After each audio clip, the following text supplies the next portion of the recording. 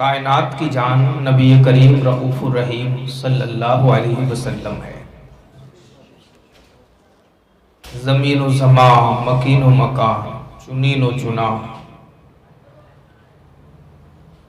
کائنات کا ذرہ ذرہ اللہ کے نبی صلی اللہ علیہ وسلم کے وسیلے سے اور صدقے سے پیدا کیا گیا ہے۔ تبلیغ و ارشاد کے ابتدائی زمانے میں ظالموں نے جس قدر نبی کونین صلی اللہ علیہ وسلم کی بابرکت ذات پر حملے کیے اور آپ کو تکلیفیں پہنچائی، وہ کسی بھی ذی شعور اور عقل خرد رکھنے والے سے پوشیدہ اور مخفی نہیں ہے۔ ہونا تو یہ چاہیے تھا کہ جو عقل مندی کی بات کرے اس کی بات کو قبول کیا جائے، جو دانائی اور حکمت سے پر باتیں کرے اس کی بات کو قبول کیا جائے، جو ہزار باطل معبودوں کی پرستش سے، عبادت سے روک کر وحدہ لا شریک کی ذات کا پتہ بتائے اس کی بات مانی جائے، جو چاند اور سورج کی عبادتوں کے سلسلوں کو توڑ کر چاند اور سورج پیدا کرنے والے رب کی عبادت کا پتہ بتائے اس کی ابتدا کی جائے۔ پر دنیا کا دستور ہے کہ اہل عقل کی بات دنیا کو سمجھ میں بہت دیر سے آتی ہے اور باطل کی بات دنیا کے زیادہ سمجھ میں آتی ہے، اور اس کا سلسلہ اس زمانے سے لے کر کے آج کے زمانے تک برابر جاری ہے۔ آج بھی اچھے لوگوں کی باتیں دنیا کو کم سمجھ میں آتی ہے اور برائیوں کی بھرمار جہاں ہے، بروں کی باتیں دنیا کو بہت جلدی سمجھ میں آتی ہیں۔ تکلیفوں کا پہاڑ جس طریقے سے نبی کریم رؤوف الرحیم صلی اللہ علیہ وسلم کی ذات ستودہ والا صفات پر توڑے گئے، اس کو بیان کرنا انسان کے بس کی بات نہیں ہے۔ ابو جہل ہو، ابو لہب ہو، عتبہ ہو، شیبہ ہو، ولید بن مغیرہ ہو، ابی ہو، یا دیگر کفار و مشرکین ہو، کوئی سرکار کے راستے پر کانٹے بچھاتا ہے، کوئی نماز کی حالت پر آپ پر کچرا ڈالتا ہے، کوئی آپ کو چلتا ہوا دیکھ کر کے استہزاء کرتا ہے، مذاق اڑاتا ہے، آپ کی عقل مندی اور دانائی بھری بات سن کر کے جب جواب نہیں بن پڑتا تو آپ کو پاگل و مجنون کہتا ہے، آپ کی فصاحت و بلاغت سے لبریز باتیں جب اہل عرب کے سر چڑھ کر کے بولتی ہے تو آپ کو کوئی جادوگر کہتا ہے۔ یہ ساری چیزیں سرکار کائنات صلی اللہ علیہ وسلم کے سامنے آئی تھی، اور آپ سے پہلے دیگر انبیاء اکرام کے سامنے بھی یہ ساری باتیں آئی ہیں۔ کس طرح سے سرکار کائنات صلی اللہ علیہ وسلم کو پریشان کیا گیا، جن آیتوں کی تلاوت کی گئی ہیں یہ آیتیں ولید بن مغیرہ، اخنس بن شریک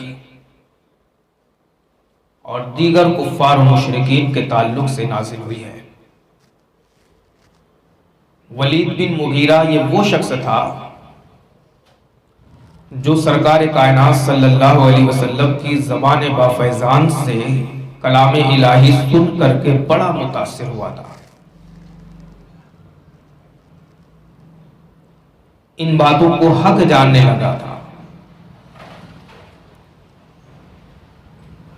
کہہ اٹھا تھا کہ یہ کلام انسانی کلام نہیں ہے، اس کلام میں ایسی بات ہے جو بات کسی انسان سے صادر ہو ہی نہیں سکتی، یہ رحمانی کلام ہے۔ لیکن پہلے بھی میں نے بتایا کہ دوستوں کو جنت بھی پہنچاتا ہے اور دوستوں کو جہنم بھی پہنچاتا ہے۔ جب ولید بن مغیرہ کی زبان سے قرآن پاک کی تعریف ابو جہل اور ابو لہب وغیرہ نے سنی تو آ کر کے اس کو یہ کہتے ہیں، تو ہمارا سردار ہے، ہمارا رہبر اور رہنما ہے، تو بھلا کیسے قرآن کو صحیح کہہ سکتا ہے؟ یہ اللہ کا کلام نہیں ہے۔ اب اس کے دل میں جو اثر ہو رہا تھا وہ اثر اس کی دوستوں کی باتوں سے ختم ہو گیا۔ اب اس نے اپنی بات کو گول مول طریقے سے بنانے کا کام شروع کیا۔ کہا کہ اچھا تم بتاؤ، کیا ان کی بات میں تمہیں فطور سمجھ میں آتا ہے؟ تو اس کے دوست کہتے ہیں نہیں، فطور سمجھ میں نہیں آتا۔ اچھا یہ بتاؤ، کیا ان کی بات میں تمہیں کذب سمجھ میں آتا ہے، جھوٹ سمجھ میں آتا ہے؟ سب کہتے ہیں نہیں، ان کی بات میں جھوٹ بھی نہیں سمجھ میں آتا۔ کہتا ہے وہ جھوٹ بھی نہیں ہے، ان کی بات میں کسی طرح کی کمی بھی نہیں ہے۔ جب کچھ نہیں ہے تو ایک بات ہے کہ وہ جادوگر، وہ مجنون ہے، پاگل ہے، وہ پاگل ہے، وہ مجنون ہے۔ جب اتنی بات ہوئی تو ابو جہل، ابو لہب اور دیگر لوگوں کو سمجھ میں آ گیا کہ اس کے دل میں جو قرآن اثر کیا تھا وہ اثر ختم ہو گیا، اور اس نے اپنی بات کو بنانے کے لیے جو تعویل استعمال کی وہ یہ استعمال کی کہ یہ سچ جھوٹے بھی نہیں ہیں، ان کے دماغ میں فطور بھی نہیں ہے، یہ کذب بیانی سے کام بھی نہیں لیتے، ان کی بات کبھی غلط بھی نہیں ہوتی۔ جب کچھ نہیں ہے تو ایک چیز ہے، یہ مجنون ہے، یہ پاگل ہے۔ قرآن پاک کو یہ ارشاد فرماتے ہوئے ہم نے دیکھا، اس کے منظر کو قرآن پاک اس طرح سے ارشاد فرماتا ہے، یا ایھا الذی نزل علیہ الذکر انک لمجنون، اے وہ جس پر قرآن نازل کیا گیا وہ مجنون ہے، وہ پاگل ہے۔ ان لوگوں کے جملے کو بیان کیا گیا۔ بالکل اسی طرح سے حضرت نوح علیہ السلام کو بھی کہا گیا، قال الملأ من قومه ان لنراک فی ضلال مبین، نوح کی قوم نے نوح کو کہا، اے نوح آپ تو کھلی ہوئی گمراہی میں ہیں۔ حضرت نوح نے جواب دیا، قال یا قوم لیس بی ضلالہ ولکنی رسول من رب العالمین، میری قوم میں گمراہی میں نہیں ہوں بلکہ میں تمہارے رب کی طرف سے بھیجا گیا رسول ہوں۔ بالکل یہی سچویشن حضرت ہود علیہ السلام کے سامنے بھی آئی، جب ہود علیہ السلام کی قوم نے کہا، قال الملأ الذین کفروا من قومه انا لنراک فی سفاہہ وانا لنظنک من الکاذبین، اے نوح ہم تو آپ کو بیوقوف سمجھتے ہیں اور ہم تو آپ کو جھوٹا سمجھتے ہیں۔ تو نوح نے کیا کہا، لیس بی سفاہہ، اے میری قوم میں بیوقوف نہیں ہوں، میں تمہارے رب کی طرف سے بھیجا گیا رسول ہوں۔ حضرت نوح علیہ السلام پر بھی اعتراض ہوا، ہود علیہ السلام پر بھی اعتراض ہوا، اور نبی کریم رؤوف الرحیم صلی اللہ علیہ وسلم پر بھی اعتراض ہوا کہ جس پر قرآن نازل ہوا ہے وہ تو پاگل ہے، وہ تو مجنون ہے۔ اب قرآن پاک کا اسلوب دیکھیے کہ نوح پر اعتراض ہوا تو نوح اپنے اوپر وارد ہونے والے اعتراض کا خود جواب دیتے ہیں کہ میری قوم میں گمراہی میں نہیں ہوں بلکہ میں تو تمہارے رب کی طرف سے بھیجا گیا رسول ہوں، نبی ہوں۔ حضرت ہود پر اعتراض ہوا تو ہود نے اپنے اوپر وارد ہونے والے اعتراض کا خود جواب دیا، لیس بی سفاہہ، میری قوم میں بے وقوف نہیں ہوں، بلکہ رب تبارک و تعالیٰ کی طرف سے بھیجا گیا ایک رسول ہوں جو تمہاری طرف مبعوث کیا گیا ہے۔ لیکن یہی اعتراض نوح کے بعد، ہود کے بعد، موسیٰ کے بعد، عیسیٰ کے بعد، تمام انبیاء اکرام کے بعد جب نبی کریم رؤوف الرحیم صلی اللہ علیہ وسلم کی ذات ستودہ والا صفات پر ہوتا ہے تو اللہ تبارک و تعالیٰ اپنے محبوب کو حکم دیتا ہے، محبوب آپ کو جواب دینے کی ضرورت نہیں ہے، آپ کی طرف سے آپ کا پروردگار جواب دے گا۔ اور ارشاد ہوتا ہے ما انت بنعمت ربک بمجنون، اے محبوب آپ کے رب کے فضل و کرم سے آپ نہ تو پاگل ہیں اور نہ ہی آپ مجنون ہیں۔ دیگر انبیاء اکرام پر بھی اعتراض ہوا، جواب انبیاء اکرام نے خود دیا، اور رحمت للعالمین پر اعتراض ہوا تو جواب اللہ تبارک و تعالیٰ نے دیا۔ یہ اس بات کی واضح دلیل ہے کہ نبی کریم رؤوف الرحیم صلی اللہ تبارک و تعالیٰ علیہ وسلم کا مقام و مرتبہ جو رب کی بارگاہ میں ہے وہ کبھی کسی دوسرے کا نہیں ہے اور نہیں ہو سکتا ہے۔ انبیاء اکرام سب کے سب افضل والا ہیں، لیکن ان میں افضل والا اگر کوئی ہے تو وہ محمد رسول اللہ صلی اللہ علیہ وسلم ہے۔ تو ولید بن مغیرہ وغیرہ نے جو اعتراض کیا تھا، اللہ تبارک و تعالیٰ نے اس اعتراض کا جواب دیا۔ کسی نے کہا اللہ کے رسول کاہن ہے، تو سرکار کائنات صلی اللہ علیہ وسلم کی طرف سے اسی قرآن میں رب نے جواب دیا بِکَاہِنٍ وَلَا مَجْنُونٍ، محبوب آپ نہ تو کاہن ہیں اور نہ ہی مجنون و پاگل ہیں۔ ولید بن مغیرہ کو تھوڑی دیر کے لیے قرآن پاک سے اثر لیتے ہوئے دیکھا گیا، لیکن اس کے بعد اس کے دوستوں نے پھر اس کو گمراہ کر دیا، کافر و مرتد بنا دیا۔ جب نبی کریم رؤوف الرحیم صلی اللہ علیہ وسلم قرآن پاک کی تبلیغ و ارشاد کے فریضہ انجام دینے لگے، ولید بن مغیرہ کے کلام میں بھی نبوت و رسالت کی آواز گونجی۔ اس نے ایک میٹنگ بلائی اور میٹنگ بلا کر کے اپنے لوگوں سے کیا کہتا ہے کہ اگر نبوت و رسالت آنی ہوتی تو میرے پاس آتی، ان کے پاس کیوں جاتے؟ لوگوں نے کہا تو نے ایسا کیوں کہا؟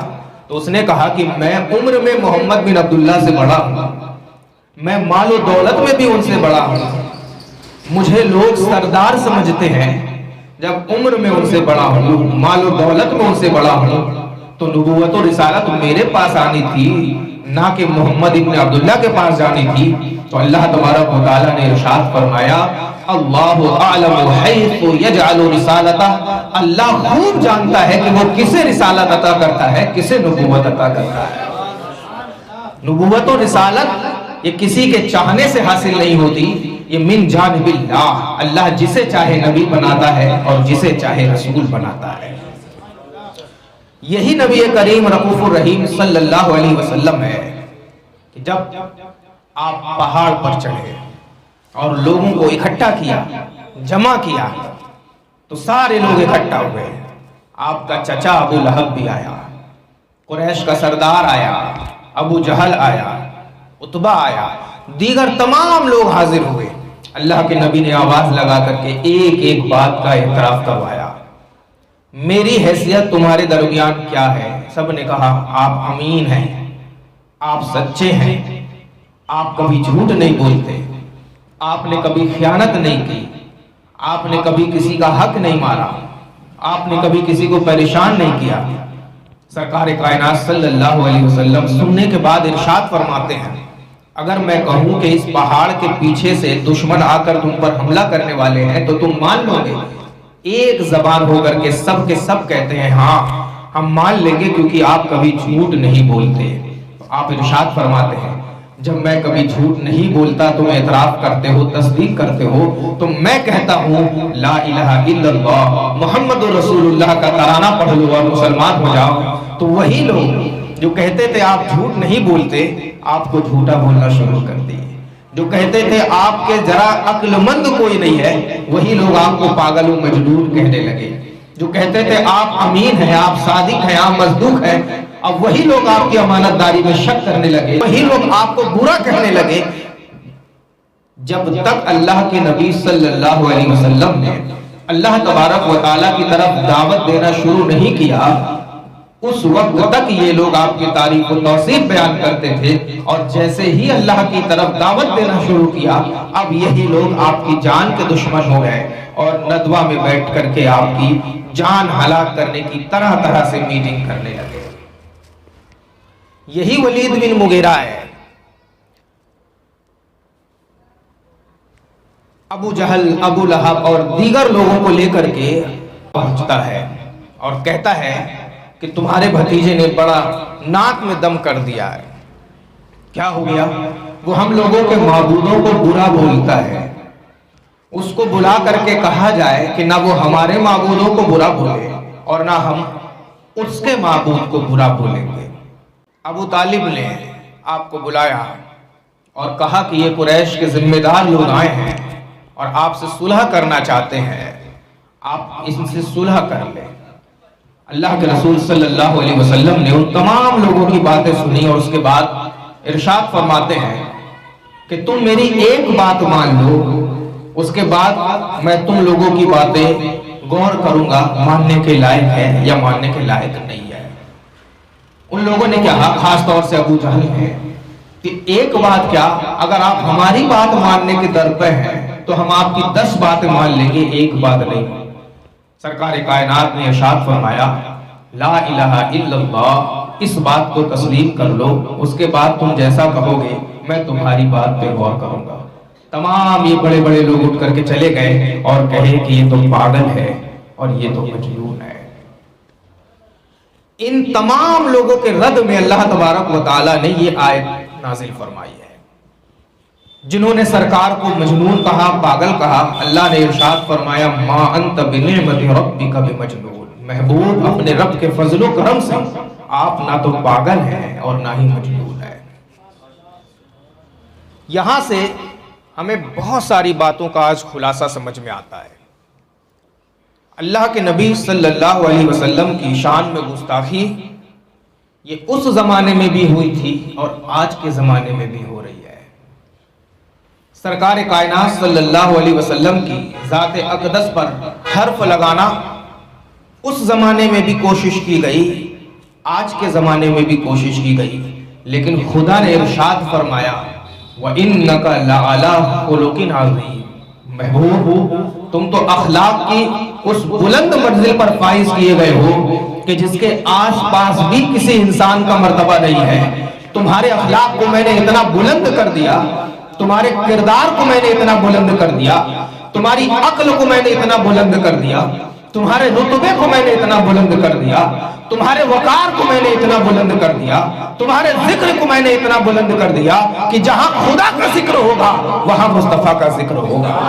اذان میں اگر کہا جائے اللہ کا ذکر ہے تو اذان میں ہی کہا جائے گا رسول اللہ کا ذکر بھی ہے۔ نماز میں اگر کہا جائے اللہ کا ذکر ہے تو نماز میں ہی کہا جائے گا ایھا النبی کہہ کر کے محمد الرسول اللہ کا ذکر بھی ہے۔ دعا میں اگر اللہ کا ذکر ہے تو دعا میں رسول اللہ کا ذکر ہے۔ اوراد و وظائف میں اگر اللہ کا ذکر ہے تو انہی اوراد و وظائف میں محمد الرسول اللہ کا ذکر ہے۔ تو محبوب ہم نے آپ کے ذکر کو، آپ کے کردار کو، آپ کے اخلاق کو اتنا بلند کر دیا کہ اس کے ارد گرد بھی کوئی نہیں جا سکتا۔ اب اگر یہ پاگل بولتے ہیں تو یہ آپ نہیں ہے، یہ خود پاگل ہے۔ یہ مجنون کہتے ہیں تو یہ آپ نہیں ہے، یہ خود مجنون ہے۔ جادوگر کہتے ہیں تو آپ نہیں ہے، یہ خود جادوگر ہے۔ اگر یہ دیوانہ کہتے ہیں تو آپ نہیں ہے، یہ تو خود دیوانے ہیں۔ ارے جادوگر وہ ہوتا ہے جو اپنے الٹے سیدھے علم سے کسی کے کام بنائے یا کسی کے کام بگاڑے، اور آپ کی زبان میں تو اللہ نے وہ تاثیر دی ہے کہ آپ اگر پہاڑوں کو حکم دے کہ میرے ساتھ ساتھ چلو، پہاڑ زمین چھوڑ کر کے مصطفیٰ کے ساتھ چلنے کے لیے تیار ہے۔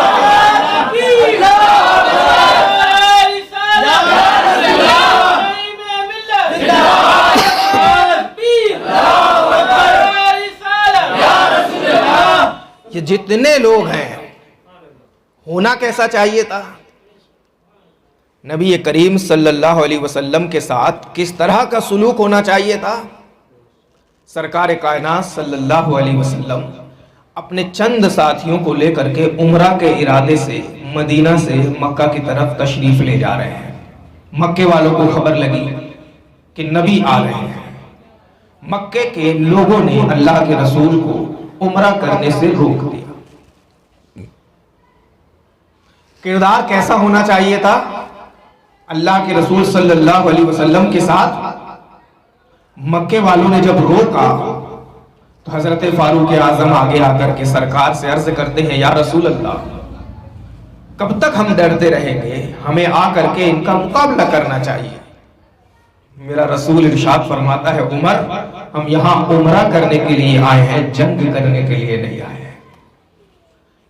تمام صحابہ کی رائے تھی، یا رسول اللہ، ہمیں جنگ کرنے کے بعد عمرہ کرنا چاہیے۔ اللہ کے رسول نے ارشاد فرمایا، ہم جنگ کرنے کی نیت سے نہیں، عمرہ کے ارادے سے آئے ہیں، ہم یہاں سے لوٹ چلتے ہیں۔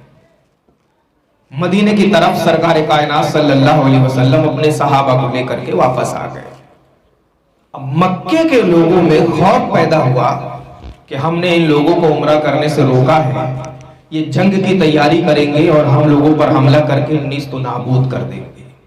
تو مکے کے بڑے بڑے عقلا، عقل مند بیٹھے، میٹنگ کیے اور ایک شخص کو منتخب کرتے ہیں، عروہ بن مسعود ثقفی کو، کہ تم یہاں سے جاؤ، مدینہ شریف میں دیکھو کہ محمد رسول اللہ کے چاہنے والے کتنا ہتھیار رکھتے ہیں، ان کی طاقت کیسی ہے، ان کے پاس کھانے پینے کا سامان کتنا ہے، اور جنگ کے تعلق سے ان کی تیاری کیا ہے، اور آ کر کے ہمیں بتاؤ تاکہ ہم لوگ ان کے ہتھیار کے مقابلے ہتھیار رکھیں، ان کی طاقت کے مقابلے طاقت بنائیں، ان کی تیاریوں سے زیادہ تیاری کریں، تاکہ جب جنگ ہو تو جیت ہماری ہو اور شکست ان کی ہو۔ عروہ بن مسعود ثقفی مدینہ منورہ پہنچے۔ مدینہ منورہ جب پہنچے، اذان ہوئی، چھپ کر کے دیکھا اللہ کے رسول صلی اللہ علیہ وسلم وضو فرما رہے ہیں۔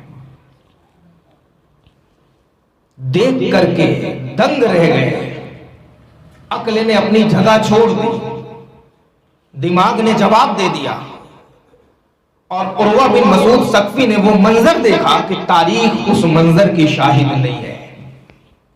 کیا دیکھا انہوں نے دیکھا کہ شہنشاہ رسالت وضو کر رہے ہیں، لیکن وضو کا ایک قطرہ بھی پانی زمین پر نہیں گر رہا ہے، صحابہ اکرام اپنے ہاتھوں میں وہ پانی اٹھا لے رہے ہیں۔ کوئی اپنے چہرے پر مل رہا ہے، کوئی اپنے سینے پہ لگا رہا ہے، کوئی پی لے رہا ہے۔ حد تو یہ ہو گئی کہ بہت سارے صحابہ اکرام ہیں، چند لوگوں کے ہاتھ میں تو نبی کریم صلی اللہ علیہ وسلم کے وضو کا پانی آیا، کچھ وہ رہے کہ دور تھے، ان کے ہاتھ میں پانی نہیں لگا۔ تو جن صحابہ کے ہاتھ میں پانی لگا تھا، اس کی تری سے اپنے ہاتھ کو تر کر کے اپنے چہرے پر لگا رہے ہیں، اپنے سینے پر لگا رہے ہیں۔ عروہ بن مسعود ثقفی کونے میں کھڑے ہو کر کے چھپ کر یہ ساری چیزیں دیکھ رہے ہیں۔ اللہ کے رسول صلی اللہ علیہ وسلم لعاب دہن باہر نکالے، صحابہ کرام نے ہاتھ میں لے لیا، کسی نے چہرے پر لے لیا، کسی نے سینے پر مل لیا، کسی نے سر پر لگا لیا۔ عروہ بن مسعود ثقفی خوف زدہ ہو کر کے مکہ لوٹتے ہیں۔ مکہ جب پہنچے تو یہاں پر مکہ کے روسا، بڑے بڑے صاحب عقل و خرد، اپنے آپ کو سمجھنے والے انتظار میں تھے کہ عروہ آئے تو عروہ سے پوچھے ان کی تیاریاں کیا ہے، ان کے پاس ہتھیار کتنے ہیں، ان کی طاقت کے جوہر کیسے ہیں، ان کے پاس طاقت و رانائی کے سامان کتنے ہیں، کھانے پینے کی چیزیں کتنی ہیں۔ عروہ بن مسعود ثقفی جب آئے، ابو جہل، ابو لہب، عتبہ، سارے لوگوں نے پوچھا کہ عروہ بتاؤ ان کی تیاریاں کیا ہے، ان کے پاس سامان کتنا ہے، کھانے پینے کی چیزیں کیا ہیں۔ عروہ بن مسعود ثقفی نے کہا، اے مکہ کے لوگوں، کسی سے بھی جنگ کر لینا، محمد ابن عبداللہ سے کبھی جنگ مت کرنا، کسی سے بھی لڑائی لڑ لینا، محمد ابن عبداللہ سے کبھی لڑائی نہیں لڑنا۔ مکہ کے لوگوں نے کہا، عروہ وہ تو چند مٹھی بھر لوگ ہیں اور تم کہتے ہو کہ ان سے لڑائی نہیں لڑنا. وہ تو کپڑے لوگ ہیں, ان کے پاس تو پہننے کا ڈھنگ کا کپڑا بھی نہیں ہے, تم کہتے ہو کہ ان سے لڑائی نہیں لڑنا. ان کے پیٹ میں پیٹ بھر کھانا بھی نہیں پہنچ رہا, تم کہتے ہو کہ ان سے لڑائی نہیں لڑنا. عروہ بن ثقفی کہتے ہیں, اے مکہ کے لوگوں, لڑائی انسانوں سے لڑی جاتی ہے, دیوانوں سے نہیں لڑی جاتی ہے.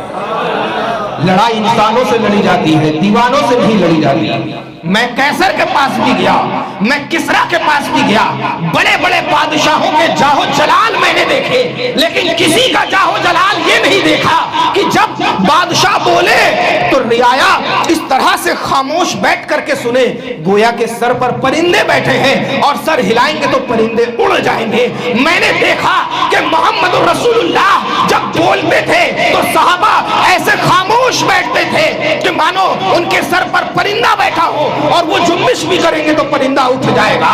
میں نے دیکھا کہ جب محمد وضو بناتے تھے ان کے ہاتھ اور پیر سے پانی زمین پر گر نہیں پاتا تھا, صحابہ اپنے ہاتھ میں لے لیتے تھے اور اس پانی کو چہرے پر اور جسم پر لگا لیتے تھے. میں نے دیکھا کہ جب لعاب دہن بار آتا تھا تو لعاب دہن زمین پر نہیں گرنے پاتا تھا, صحابہ اپنے ہاتھ میں لے لیتے تھے اور سینے پر چہرے پر مل لیتے تھے. تو مکہ والوں, جنگ کی جاتی ہے انسانوں سے, دیوانوں سے جنگ نہیں کی جاتی. جو اپنے نبی کے جسم سے ٹچ ہوئے پانی کو زمین پر نہ گرنے دے, وہ اس نبی کے خون کے قطرے کو زمین پر کیسے گرنے دے گا؟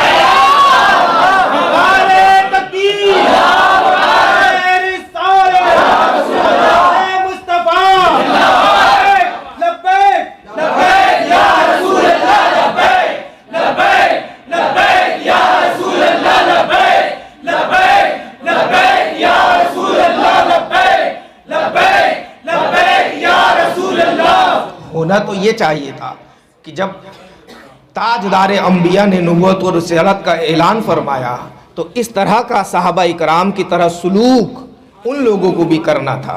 لیکن جس کی قسمت میں اللہ نے ایمان لکھا وہ بن دیکھے ایمان لے آیا, اور جس کی قسمت میں ایمان نہیں لکھا تھا تو وہ دیکھ کر بھی رسول اللہ کا منکر اور رسول اللہ کی ذات کا منکر تھا.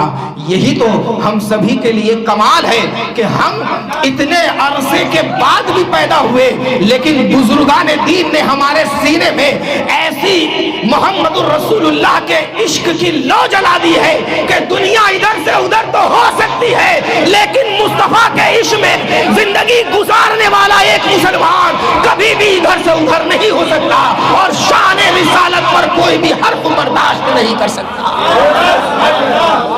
ہونا تو یہ چاہیے تھا, لیکن ہوا ایسا. ولید بن مغیرہ, ابو جہل اور ابو لہب وغیرہ سب اللہ کے رسول صلی اللہ علیہ وسلم کو پریشان کرتے تھے, اور انہی کے ساتھ انہی کے زمانے میں رہنے والے صحابہ کرام کا سلوک محمد رسول اللہ کے ساتھ کیا تھا وہ آپ کے سامنے. حضرت عبداللہ بن مسعود رضی اللہ تعالیٰ عنہ, جن کی روایات پر مذہب حنفی کی بنیاد ہے. حضرت عبداللہ بن مسعود رضی اللہ تعالیٰ عنہ, انہی کی روایات پر مذہب حنفی کی بنیاد ہے. ان کو کیا کہا جاتا تھا؟ صاحب الوسادۃ والنعلین. وسادہ یعنی تکیہ اور نالین یعنی جوتا. آپ کو کیا کہا جاتا تھا؟ صاحب الوسادۃ والنعلین, جوتے والا, تکیے والا. جہاں کہیں بھی اللہ کے رسول تشریف لے جائیں پیچھے پیچھے عبداللہ بن مسعود. گھر میں ہے تو عبداللہ بن مسعود ساتھ میں ہے, باہر ہے تو عبداللہ بن مسعود ساتھ میں ہے, مسجد نبوی میں ہے تو عبداللہ بن مسعود ساتھ میں ہے, کہیں جہاد پر ہے تو عبداللہ بن مسعود ساتھ میں ہے. اور جہاں بھی سرکار علیہ الصلوۃ والسلام آرام فرمانے کے لیے تشریف رکھے, فوراً عبداللہ بن مسعود تکیہ اٹھائیں, سرکار کے پیچھے آرام کے لیے لگا دیں. جب سرکار اٹھے تو آپ کے نالین پاک کو سرکار کے سامنے پیش کر دیں, تو نام پڑ گیا ان کا صاحب الوسادۃ والنعلین, سرکار کی چپل والا, سرکار کی تکیہ والا.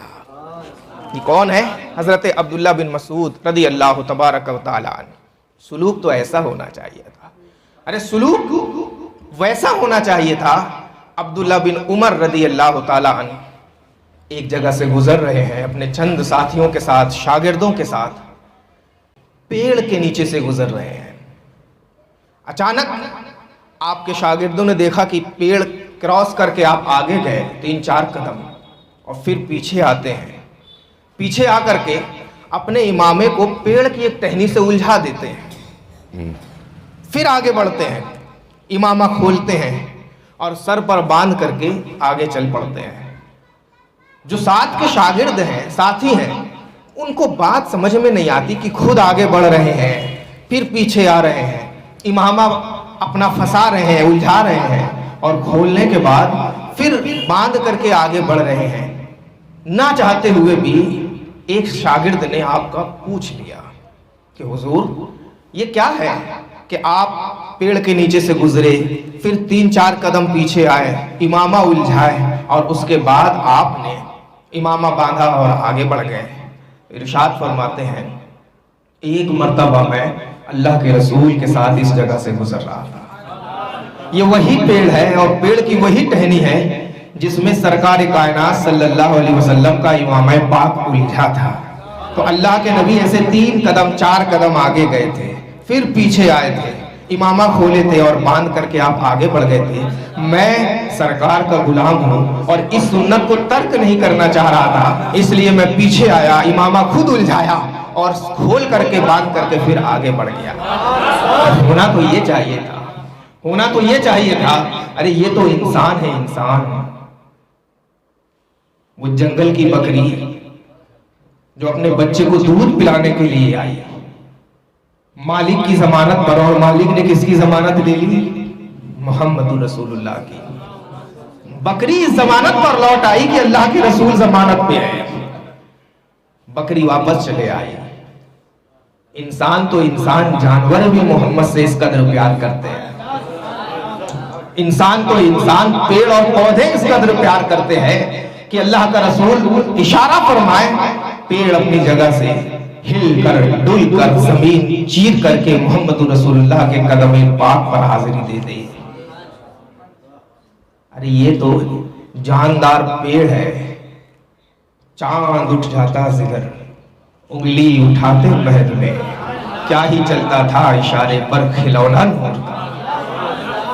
گود میں ہے اور چاند کو اشارے کر رہے ہیں تو چاند ادھر ہو رہا ہے، چاند ادھر ہو رہا ہے، سورج کو اشارہ فرما رہے ہیں تو سورج پلٹ کر کے باہر آ رہا ہے۔ ہونا تو یہ چاہیے تھا نا۔ وہ بکری جس کے تھن میں دودھ سوکھ چکا ہے، اللہ کے رسول صلی اللہ علیہ وسلم نے ہاتھ پھیرا، اس بکری نے اتنا دودھ دیا، اتنا دودھ دیا، پورے قبیلے کے لوگ دودھ پی پی کے تھک گئے، لیکن اس بکری کے تھن میں دودھ کم نہیں ہوا۔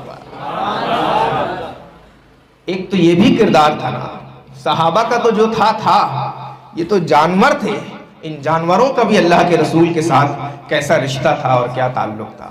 لیکن اسی زمانے میں یہ بد کردار لوگ بھی موجود تھے، اسی زمانے میں یہ ہنجار لوگ بھی موجود تھے، اسی زمانے میں نااہل نالائق لوگ بھی موجود تھے، اسی زمانے میں یہ منافقین، کفار و مشرکین بھی موجود تھے۔ لیکن اللہ تبارک و تعالیٰ نے ان سارے لوگوں کو دنیا کے لیے کیسا عبرتناک بنایا کہ آج یہ پنڈاؤں کو وہ عبرت دیکھ کر کے نصیحت حاصل کر لینا چاہیے۔ اب یہ سارے لوگ مرے کیسے؟ کس طرح سے یہ لوگ مرے؟ ابو لہب بے پناہ گالیاں دیتا تھا سرکار کو، سرکار کا چچا ہے، استہزاء کرتا تھا، مذاق اڑاتا تھا۔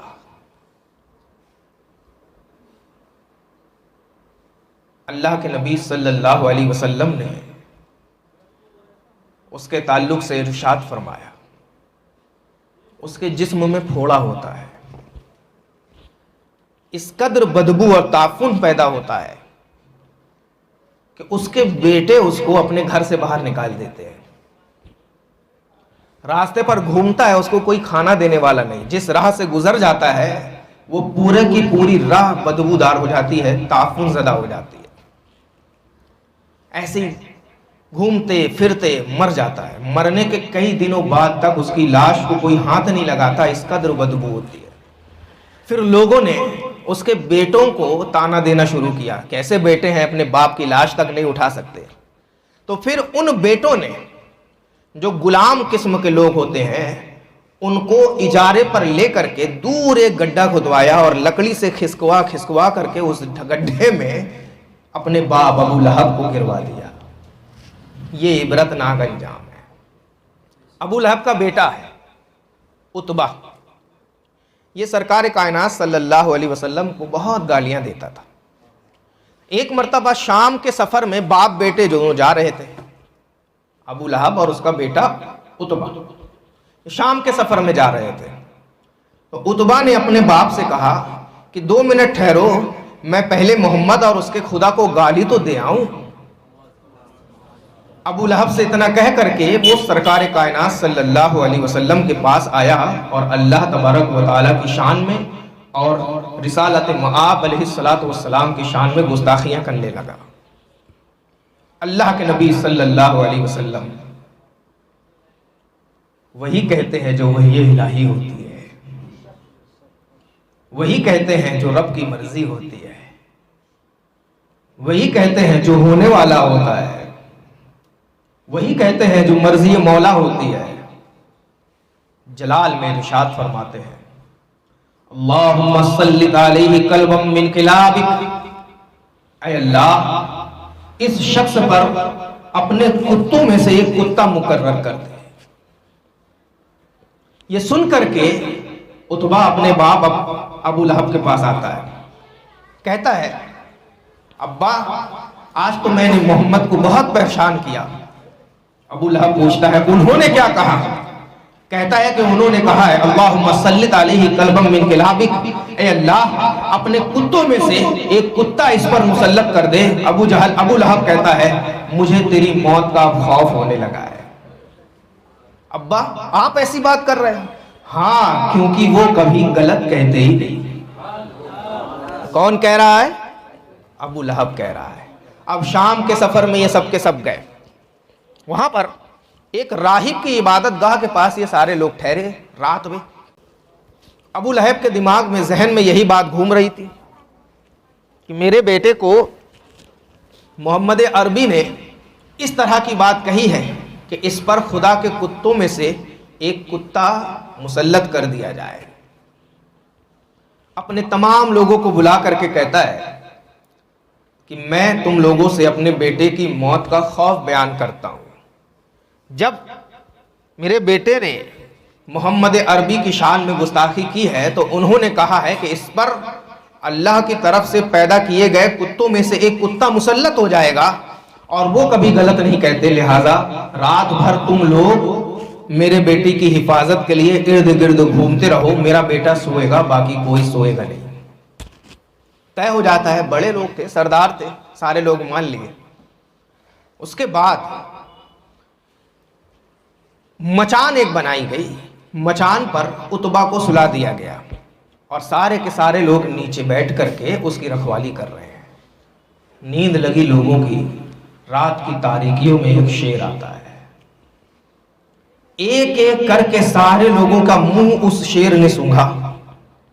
کسی پر بھی حملہ نہیں کیا کیونکہ جس کی تلاش تھی وہ تو نیچے تھا ہی نہیں. تھوڑی پیچھے آ کر کے اچک کر کے جب اس مچان پر جاتا ہے جہاں پر عتبہ کو سلایا گیا تھا اور اس کا منہ سونگھتا ہے تو اس کو اس کا شکار نظر آ جاتا ہے.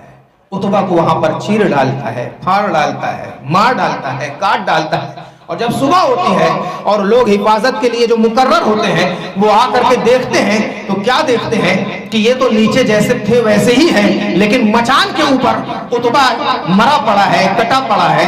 اس کا باپ ابو لہب کہتا ہے میں کہہ رہا تھا نا محمد جو کہتے ہیں وہ غلط نہیں ہوتا.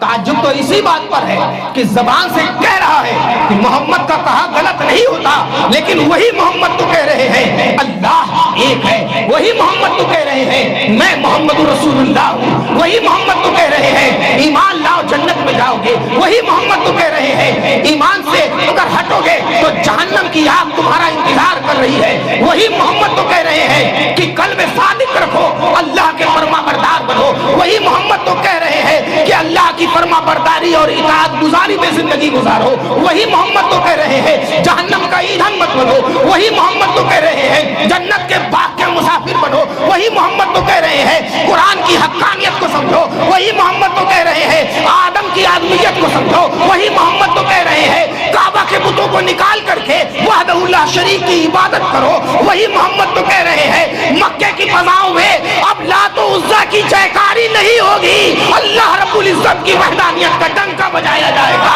وہی محمد تو کہہ رہے ہیں مکے کی فصیل سے نکل کر کے اسلام دنیا کے گوشے گوشے میں پھیلے گا، وہی محمد تو کہہ رہے ہیں دنیا ادھر سے ادھر ہو جائے خدا کا کلام اپنی جگہ سے نہیں ہل سکتا، محمد کو سچا بھی کہہ رہے ہیں، اس کے بعد بے وقوفی دیکھو محمد رسول اللہ کی بات نہیں سمجھ میں آتی، محمد کو امین بھی کہہ رہے ہیں، اس کے بعد محمد رسول اللہ کی امانت میں شک کرتے ہیں، محمد کو مصدوق بھی کہہ رہے ہیں، اس کے بعد محمد رسول اللہ کی سچائی میں شک کرتے ہیں، کتنے ناعقل رہے کہ جب تک ذات پر بات آئی تو کہتے ہیں محمد رسول اللہ آپ تو سچے ہیں، آپ کہو گے کہ پہاڑ کے اس طرف سے دشمن آ رہا ہے آنکھ بند کر کے مان لیں گے کیونکہ آپ سچے ہو، لیکن آپ کہہ رہے ہو لا الہ الا اللہ ہم یہ نہیں مانیں گے، اور اس جگہ پر آ کر کے وہ کہتے ہیں آپ سچے نہیں ہو، آپ پاگل ہو، آپ مجنون ہو، آپ جھوٹے ہو، اور ان کے لیے ان کا رب ارشاد فرماتا ہے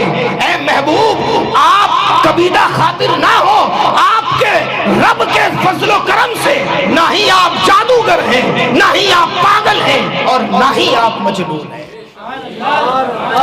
تو ہونا تو یہ چاہیے تھا، لیکن ہوا اس کے بالکل برعکس۔ تو برعکس جن لوگوں نے اپنے کردار کو، اپنے اخلاق کو محمد رسول اللہ کے لیے ترش کیا، بدمزاجی اختیار کی، بدخلقی اختیار کی، ان کے ساتھ کیا ہوا اس میں سے میں نے ابو لہب کے بارے میں بتا دیا، اس کے بیٹے عتبہ کے بارے میں بتا دیا، اب ابو لہب کی بیوی کا بھی سن لو۔ ابو لہب کی بیوی ام جمیل بہت رئیس گھرانے کی عورت تھی، اس کا باپ بھی دولت مند، اس کا شوہر دولت مند، اس کا بیٹا دولت مند، اور محلے میں سماج میں عزت دار رسوخ دار عورت، لیکن اللہ کے نبی سے اس قدر بغض و عناد، اس قدر دشمنی، اس قدر نفرت کہ کھانا بنانے کے لیے تو نوکرانی ہے، لیکن سرکار کی راہ میں کانٹے بچھانے کے لیے وہ دشمنی میں کسی سے مدد نہیں لیتی تھی، خود جا کر کے کانٹے لاتی تھی اور اللہ کے رسول کی راہوں میں بچھا دیتی تھی، اتنی دشمنی۔ کپڑا خود نہیں دھوتی تھی، کھانا خود نہیں بناتی تھی، گھر کے دیگر کام خود نہیں کرتی تھی، اتنے عیش و آرام کی زندگی تھی، مگر یہاں پر نبی کریم سے اس قدر دشمنی کہ کانٹے اگر لانا ہے تو پیڑ سے خود توڑ کے لاتی تھی، لکڑی سرکار کے راستے میں بچھانا ہے تو خود لے کر کے آتی تھی، اور اللہ کے نبی رؤوف الرحیم صلی اللہ علیہ وسلم کی راہوں میں بچھا دیتی۔ ایک مرتبہ کیا ہوا، وَامْرَأَتُهُ حَمَّالَةَ الْحَطَبِ، جب اللہ کے نبی صلی اللہ علیہ وسلم کو ابو لہب نے کہا اے محمد ابن عبداللہ تمہارے ہاتھ برباد ہو جائیں، کب کی بات ہے؟ جب محمد رسول اللہ نے ارشاد فرمایا کہ میں کون ہوں تو سب نے کہا سچے ہو، میں کون ہوں سب نے کہا امانت دار ہو، میں کون ہوں سب نے کہا اگر آپ کہو گے کہ پہاڑ کے پیچھے سے دشمن آ رہے ہیں تو ہم مان لیں گے کیونکہ آپ کبھی جھوٹ نہیں بولتے تھے۔ تو اللہ کے نبی نے ارشاد فرمایا کہ یہ بھی مان لو لا الہ الا اللہ، سارے لوگ ادھر ادھر ہو گئے۔ اسی جگہ پر ابو لہب کھڑے ہو کر کے کہتا ہے عربی میں کہ اے محمد ابن عبداللہ تمہارے ہاتھ ہلاک ہو جائیں، تمہارے ہاتھ ٹوٹ جائیں معاذ اللہ۔ اللہ تبارک و تعالیٰ نے پوری ایک سورت نازل فرما دی، تبت یدا ابی لہب، ابو لہب کے وجود کو اللہ تبارک و تعالیٰ نے مٹا دیا، ابو لہب کے ہاتھ پیر ٹوٹ جائے۔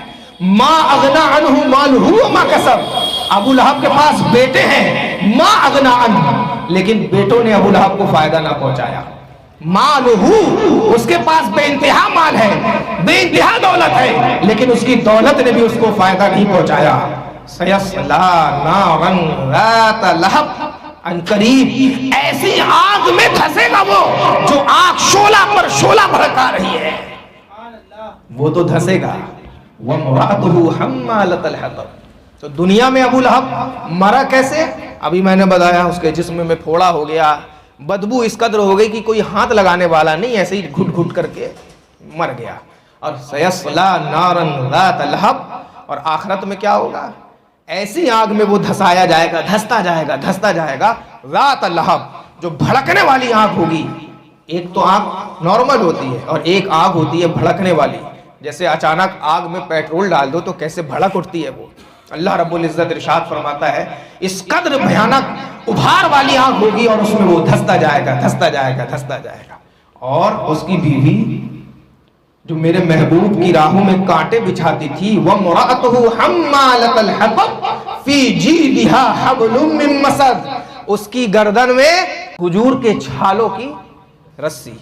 وہ کرتی کیا تھی؟ روزانہ لکڑی اٹھا کر کے لاتی تھی تو کھجور کی رسی سے لکڑی کو باندھ دیتی تھی۔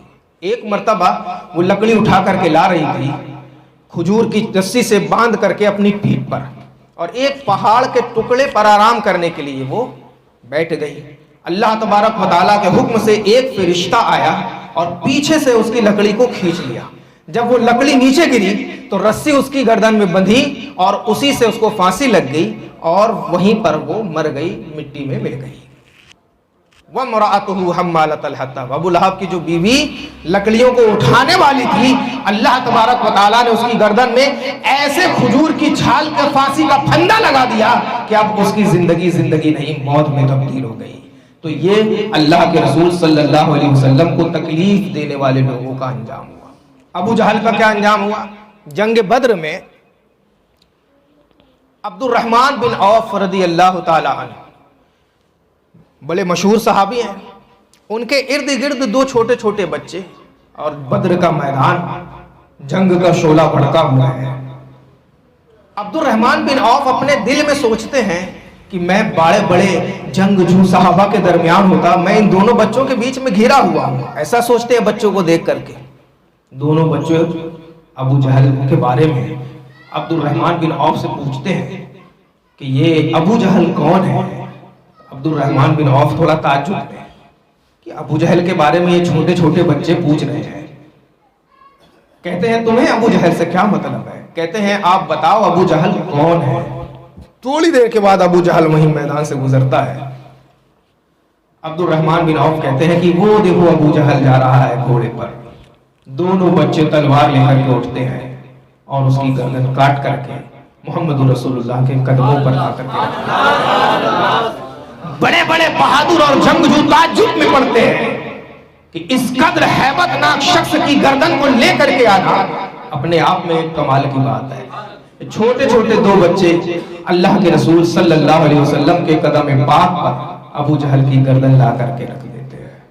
تو جو بھی سرکار کی شان میں گستاخی کرتا ہے اس کا انجام اللہ کی طرف سے اسی طرح ہوتا ہے۔ تو ان آیتوں میں ولید بن مغیرہ کے بارے میں اللہ تبارک و تعالیٰ نے وہ ارشاد فرما دیا کہ جن باتوں کو کوئی بھی نہیں جانتا تھا۔ اور ولید بن مغیرہ نے سرکار کو کہا کیا تھا؟ یہ تو مجنون ہے، یہ تو پاگل ہے، یہ تو ساحر ہے۔ تو اللہ تبارک و تعالیٰ نے کیا کیا ارشاد فرما دیا؟ اے محبوب یہ تو جھوٹ بولنے والا ہے۔ اور کیا ارشاد فرما دیا؟ اے محبوب یہ بہت زیادہ قسمیں کھانے والا ہے، اس کی بات مت ماننا۔ اور کیا ارشاد فرما دیا؟ مہین، یہ تو انتہائی درجے کا ذلیل قسم کا شخص ہے، بے حد گرا ہوا شخص ہے۔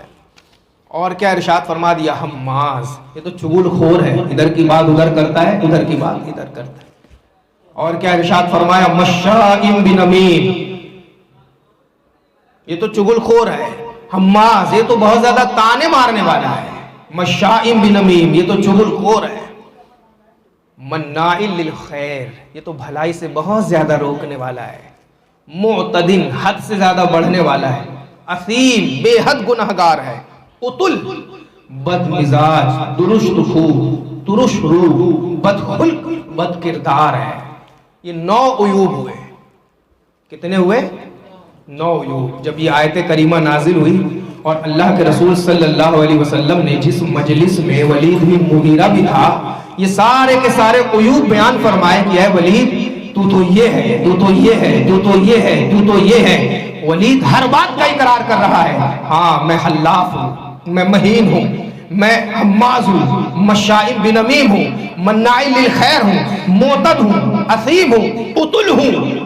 سرکار نے 10واں عیب بھی ارشاد فرما دیا، قتل بعد ذلک زلیم۔ ولید یہ 9 عیب تو وہ ہے جو تجھے پتا ہے، لیکن 10واں عیب وہ ہے جو تجھے بھی پتا نہیں ہے۔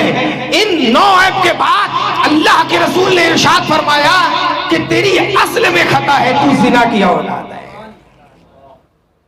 یہ 10 عیوب اللہ کے نبی صلی اللہ علیہ وسلم نے جب شمار فرمایا مجلس میں، ولید دوڑا دوڑا اپنی ماں کے پاس چلا آیا اور آ کر کے کہتا ہے، ماں محمد رسول اللہ کبھی جھوٹ نہیں بولتے۔ دیکھو اس کی بھی بدعقلی، وہ بھی کہہ رہا ہے کہ وہ کبھی جھوٹ نہیں بولتے، وہ کبھی غلط نہیں کہتے، وہ تو امین ہے، وہ تو صادق ہے، وہ تو سچے ہیں۔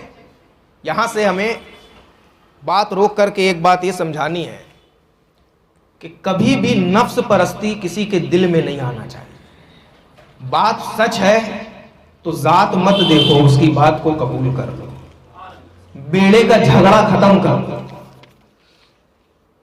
ان کی سنیں گے ان کی نہیں سنیں گے، ان کی سنیں گے ان کی نہیں سنیں گے، یہ جھگڑا ختم کر دو۔ اگر وہ آدمی سچ بات کہہ رہا ہے تو اس کی بات کو مان لو، ہمارا آدمی غلط بات کہہ رہا ہے تو اس کی تردید کرو، اس کا رد کرو کہ نہیں تم یہاں پر غلط ہو۔ چہرہ دیکھ کر کے بات ماننا، یہی تو ان منافقین کا کام تھا۔ محمد رسول اللہ کو سچا بھی کہہ رہے ہیں، جب سچا کہہ رہے ہو تو بات کیوں نہیں مان رہے ہیں؟ امانت دار بھی کہہ رہے ہیں، جب امانت دار کہہ رہے ہو تو بات کیوں نہیں مان رہے ہیں؟ ان چیزوں کا آج ہمارے سماج میں بھی ایک دخل ہو چکا ہے۔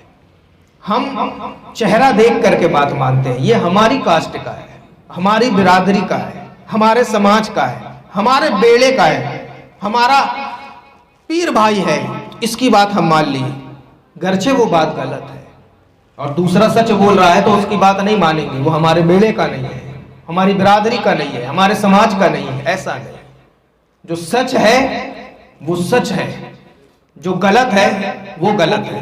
سچ کسی کی بھی زبان سے نکلے اس کو قبول کرنا چاہیے، اور غلط کسی کی بھی زبان سے نکلے اس کی تردید ہونی چاہیے۔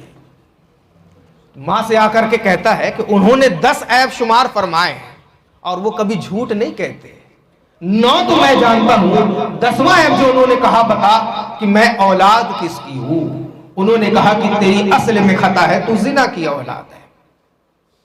ماں نے تھوڑی سی آناکانی کی، ولید بن مغیرہ نے کہا کہ اگر تو نہیں بتاتی تو تیری گردن اڑا دوں گا۔ اب بتانا شروع کیا کہ تیرے باپ کے پاس بے انتہا دولت تھی اور مجھے ڈر ہوا، تیرا باپ نامرد تھا، اگر تیرا باپ یوں ہی مر جاتا تو تیرے باپ کی دولت کو کوئی دوسرا آ کر کے ہڑپ لیتا، اٹھا کر کے لے جاتا، اس لیے ایک چرواہے کے ساتھ میں نے منہ کالا کیا، اس کے نتیجے میں تو پیدا ہوا ہے۔ کیا سمجھ میں آیا؟ ادھر ادھر سرکار کی شان میں بکواس کرنے والا اللہ کے کلام میں ہے، بعد ذلک زنیم، اس کی اصل میں خطا ہے۔ سرکار کی شان میں کوئی ایماندار آدمی گستاخی کر ہی نہیں سکتا، اللہ کے نبی کو کوئی برا کہہ ہی نہیں سکتا۔ ارے کیسے برا کہہ دے؟ وہ خون کے رسیاں لوگوں نے سرکار کا چہرہ دیکھ کر کے ہتھیار ڈال دیا، صبح و شام خون کا پیالہ پینے والوں نے اللہ کے رسول کے اخلاق کو دیکھ کر کے مسجد نبوی کی نمازی بن گئے۔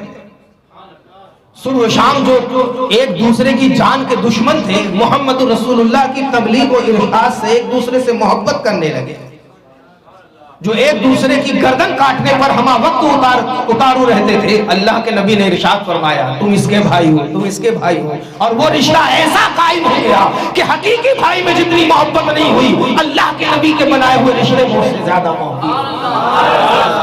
ایسے شخص کی بات، ऐसे उलुल अज़्म पैगंबर की बात, ऐसे मोहम्मद रसूलुल्लाह की बात, इमामुल अंबिया की बात, काशिफुल करब की बात, राफ़िउर रुतब की बात, ऐसे नबी की बात का कोई अगर इनकार कर दे, उस नबी की शान में अगर गुस्ताखी कर दे, तो मैं नहीं कहता, रब का कलाम कहता है कि अल्लाह तबारक व तआला उसको ना तो दुनिया में बख्शता है, ना ही आखिरत में उसको बख्शता है। दुनिया में ज़लील होकर के जिल्लत की मौत वो मरता है, और आखिरत में सयस्ला नारन ज़ात लहब, ऐसी आग में उसको अल्लाह धसाता जाएगा कि जिस आग में इस कद्र शोला होगा, निकलने की कहीं से कोई राह उसे नहीं मिलेगी। जितने लोग भी आए सबका यही अंजाम हुआ। तो घबराना नहीं चाहिए। नबी करीम सल्लल्लाहु अलैहि वसल्लम के ये तमाम बताए हुए तरीके पर हम सभी को अमल करना चाहिए। अब आखिरी में अल्लाह तबारक व तआला ने क्या इरशाद फरमाए, ये चंद आयतें जो मैंने पढ़ी है आपके सामने। अन कान ज़ा माली व बनीन, महबूब इसके अंदर तो इतनी कमियां हैं। ये कहता है इसके पास बेटे हैं, ज़ा माल व बनीन, और इसके पास माल है, इसके बावजूद भी आप इसकी कभी बात मत मानना। क्यों? क्योंकि ये तो इंसान अच्छा है ही नहीं, झूठा है। 9 नहीं 10 ऐब अल्लाह तबारक व तआला ने शुमार फरमा दी। इज़ा तुतला अलैहि आयातुना, जब उस पर हमारी आयतें होती हैं तो कहता है असातीरुल अव्वलीन, ये तो अगलों की कहानियां हैं। ताज्जुब इसी बात पर है। जिहाद की किताब, आतंकवाद की किताब, बिगाड़ने की किताब, समाज को बर्बाद करने की किताब, और ना जाने कितने अलकाब इस किताब को दे दिए गए। ये सारी चीज़ें आज की नहीं है, उस ज़माने में भी कही गई। अल्लाह तबारक व तआला ने कुरान मुकद्दस में जगह जगह चैलेंज दिया है, जगह जगह इरशाद फरमाया है। अब अच्छा, ये इंसानों की किताब है, एक आयत ऐसी ला करके बता दो।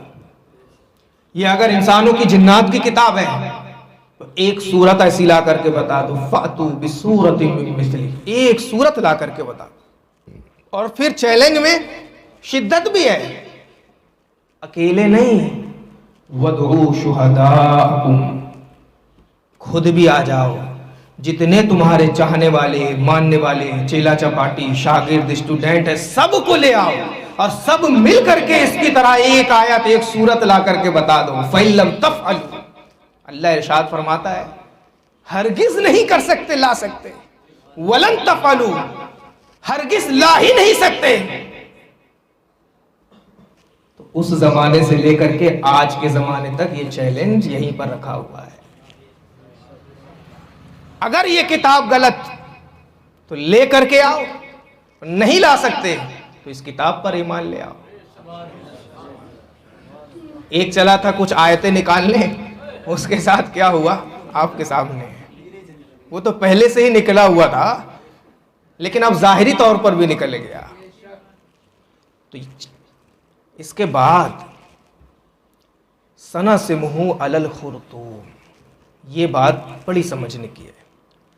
अल्लाह इरशाद फरमाता है कि हम उसकी सुअर की सी थूतनी पर दाग देंगे, यानी सूढ़, नाक। किसकी? वलीद बिन मुगीरा की, जो अल्लाह के रसूल की शान में गुस्ताखी करते हैं, जो गालियां देते हैं, इस्तेहज़ा करते हैं, तमस्खुर करते हैं, तकलीफ पहुंचाते हैं, ईज़ा पहुंचाते हैं, हम उनकी सुअर किसी थूतनी पर दाग देंगे। जब जंग पर मुसलमान जाते थे तो मुसला करने के लिए मना किया जाता था। मुसला समझते हैं? मुसला कहते हैं जब आदमी मर जाता है तो उसकी नाक काट लेते हैं, आंखों को फोड़ देते हैं, कान काट लेते हैं, होंठ काट लेते हैं, इसको कहते हैं मुसला करना। लेकिन इस्लाम में जब सहाबा इकराम जाते थे तो मना किया जाता था कि जब कोई मर जाए तो उसको मुसला नहीं करना चाहिए। अब अल्लाह तबारक व तआला खुद इरशाद फरमा रहा है कि हम उसकी सुअर किसी थूतनी पर दाग देंगे। एक तरफ मना किया गया और एक तरफ अल्लाह का इरशाद है। दोनों में फर्क क्या है? फर्क ये है कि नबी की शान में गुस्ताखी अल्लाह तबारक व तआला को बिल्कुल नापसंद है। इसलिए अल्लाह ने इरशाद फरमाया कि महबूब, तुम्हें पागल कहने वालों को हम थूतनी पर दाग देंगे, तुम्हें जादूगर कहने वालों की हम थूतनी पर दाग देंगे, तुम्हें साहिर कहने वालों की हम थूतनी पर दाग देंगे, तुम्हें मजनून कहने वालों की हम थूतनी पर दाग देंगे। यही से एक बात समझ में आती है کہ اللہ تبارک و تعالیٰ اپنے پیارے محبوب سے اس قدر پیار فرماتا ہے، اس قدر محبت فرماتا ہے کہ محبوب کی شان میں ایک جملے کی بھی گستاخی پسند نہیں فرماتا، اور ارشاد فرماتا ہے محبوب آپ کبیدہ خاطر مت ہو، جس نے بھی آپ کی شان میں گستاخی کی ہے سنسمہ علی الخرطوم، ان قریب ہم اس کی تھوت سور کسی تھوتنی پر داغ دیں گے۔ اور یہ خرطوم کس کو کہا جاتا ہے؟ اس پر بھی اس شخص کی ذلت بتائی گئی ہے، ایک تو ہاتھی کی سوڑ کو اور ایک سور کی ناک کو۔ سور کی ناک سے تشبیہ دی گئی اور ہاتھی کی سوڑ سے تشبیہ دی گئی، اور ان دونوں جانوروں کو صاحب عقل پسند نہیں کرتے۔ تو ایک تو اس کو تشبیہ دے دی گئی اس سے، اور دوسرا کہا گیا کہ اس کے چہرے پر جو سور کسی ناک ہے اس میں ہم داغ دے دیں گے۔ دو طرح کی روایت ہے، ایک طرح کی روایت میں یہ آیا کہ جنگ بدر میں ولید بن مغیرہ کی ناک میں داغ لگا دیا گیا تھا، اس کی ناک کاٹ دی گئی تھی، اور یہ اعلان جنگ بدر میں پورا ہو چکا تھا۔ اللہ تبارک و تعالی ہم سبھی کو ان تمام باتوں